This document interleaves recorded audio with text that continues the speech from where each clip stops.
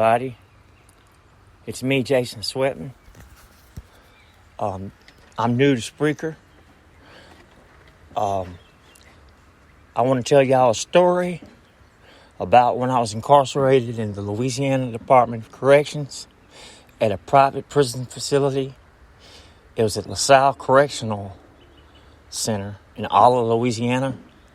This was around June 2002. I was incarcerated there, and I had a friend that I met named Thomas Parks, and he had a 9-month sentence in Louisiana, but he was facing 99 years in prison in Louisiana for an armed robbery he had committed, not yet been convicted of, and he slept right across from me.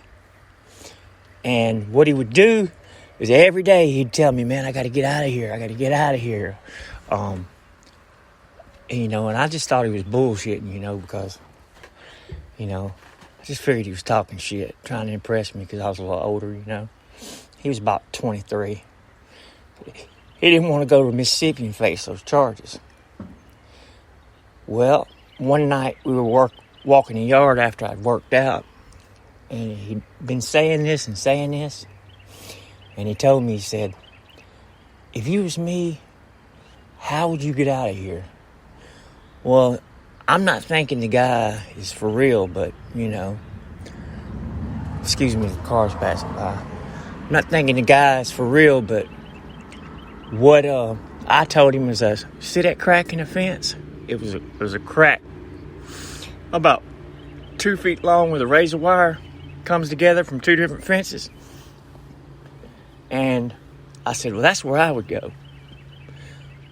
And just talking shit, just entertaining him, not really thinking nothing of it.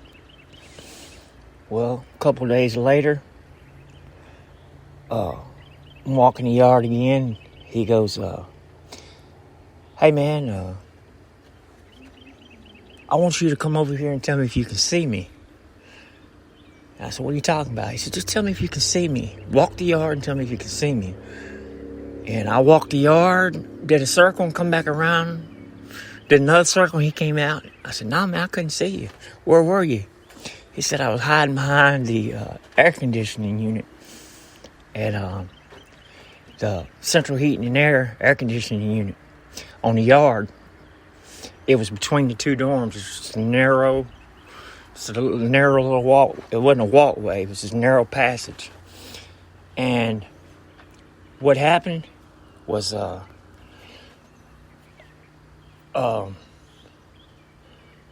right, I'm sorry. What happened was, I apologize. I was sharing that to Facebook. He told me, he says, I'm going to go. I'm going to hide out here. And I'm going to go one night. And I'm like, thinking to myself, yeah. Well, one day he came to me and he told me, he said, hey man, tonight's the night, man. I'm going to go. He says, this is right before they call yard call, the last yard call. He says, check out my bed. He says, tell me what it looks like. And I looked at it, and he had created a fake dummy out of cans and clothing. And he put a fake foot up under it, sticking out from under the cover, and he put a slipper on it. It looked like somebody was laying under the covers, sleeping. Well, anyway, he says, I'm going tonight. And, at this point, he's made his bed up, so I'm not really sure. But I just told him, when we go out in the yard, man, don't talk to me. Because I don't want no cameras. I don't want nobody to say nothing to me. And I didn't say nothing to anybody. Not one single person. Because I didn't want anybody to say that I had said anything and put me with that, So I just kept it to myself and went and worked out. When they called yard that day, normally I would go over Thomas's bed, which is right across from mine. He slept against the wall in a middle rack because the beds were 3 high up against the wall, and he slept in the middle. I slept directly across from him, which is about equivalent in height to his bed. So we would talk at night, And, I'm a white guy, and there wasn't but like 4 white dudes in the dorm, so we all knew each other, and there's 200 inmates. It's an open dorm. But this day, we go out in the yard, and I'm working out and stuff, I come back in from the shower, and instead of going to Thomas's bed and hanging out, because we usually let other people shower first, because prison is, you got to be careful about who you shower with, because there's some real sickos in there, And so we let them get out of the way, and then once they got out of the way, But I stayed away from his bed, stayed away from my bed. Once I got my shower, I came back to my bed. There's a whole bunch of people standing around his bed looking at the dummy. But they hadn't moved the cover back yet. They're like, is that a person? Is that a person? Man, I don't know. I didn't say nothing. I just got up on the rack, put my headphones on, and laid there, Well, that night, normally they didn't call count until like an hour and a half, almost 2 hours after last yard call, which was a flaw in the system. Because what happened is out of the blue, nowhere, we got an emergency count. And that was the first time that had ever happened. And it wasn't time to have count time right then. So I pretty much knew what was up at this time. I still never said anything to anybody about nothing, right? Well, anyway, they did an emergency count, and then they called another count, but they called a stand-up count. Well, there was a little young dude working, young guard working in the dorm. He was skittish. He acted like he was scared of the inmates, and when they called stand-up count, he went around and pulled the covers off this one guy's head, and a big old black guy raised up about the size of John Coffey from the Green Mile and flexed on him and gave him a mean mug look, and you could see the terror in his eyes. So it just so happens that the next bed that had somebody covered up was the bed the dummy was in. Well, the guard was intimidated by the first guy, so he didn't make the guy stand up. So he counted the dummy again, and they cleared count. Okay? So that went on and on. And I was real cool with the guards,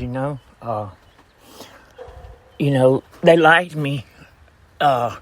And that young guard would hang out at my bed and let me tell him stories, And we were listening to Eminem on my headphones, me and the guard, all night long. He sat or stood at my bed and played cards with me, except during count time. So let's say no more than 4.5, 5 feet from a dummy, an escaped inmate who put a dummy under the bed. I never said one thing to him, y'all. I knew he was going to get fired, and I liked him. He was a good dude, but it wasn't my job to go tell him, go look, this inmate escaped. Nobody wants to be a snitch in there. That's the worst thing that could ever happen. So, anyway, the next morning come, and the only time we have any contact with the other inmates is either when we go to chow or we go to the yard. We're confined to our dorm. Any other time, we only mingle with people in our dorm, except for those 2 times. Well, of course, the other inmates by now have figured out this guy has escaped. Well, they had done figured it out when they were doing the emergency count, but nobody said nothing. So we get back from breakfast. It's a different shift now, and it's emergency count. And they counted, and the new guard cleared the count. Counted the dummy again. New shift. Well, then they called another stand-up count. Well, this time, when they got around to the dummy, they found the dummy. But now, granted, it's 7:30 in the morning. Thomas Parks has been gone since about 9:30 that night. And so he's had a good run. Well, anyway, you should have seen the shock on this guard's face when he realized it was a dummy. But he had already called the county, and so he could not. He didn't know what to do. So he went and started to count all the way over. But when he wasn't looking, the two white guys that slept in the back, they ran and made his bed up real quick. So when he got around to his bed, the guy's bed was made up. So he just thought they were joking with him. And he cleared the count and let us out on the yard to, go work out. Well, that day was what they call GI Day. It's when everybody goes and they have to get out of the dorm whether you want to or not, because the dorm orderlies are going to clean the dorm. They're going to spray the floors and everything. So everybody went out. So I'm working out and stuff. I never said not one word to anybody that I was working out with. And these were my true friends. I've been working out with him like a year straight, at least 5-6 days a week. He didn't say nothing. Well, about 30 minutes into my workout, whistles start blowing. And they're blowing. And that's never happened before either. So we already know what the deal is. And about that time, my workout partner looked at me and he goes, "Hey, man, did somebody escape from your dorm?" And I just looked at him. I knew it was cool. I said, "Yeah." I mean, the gig was over, I said, "Yeah," and that's all I said. And we were walking back to the dorm. I'm thinking, oh, shit. They fixing to whoop my ass. And I knew they was, because I slept right by the dude. And there were only 4 white guys in the dorm. Well, chief of security and the warden's running around the dorm. They're doing a count. They get to his bed. The bed's made up. Nobody's in it. They're going, "Who sleeps here?" We're like, we don't know. So they pull a bed roster. They print out a picture of him, and he's not there. So they figure out that's who's gone. Well, the chief of security's running around. He's looking, and the first person he looked up at was me.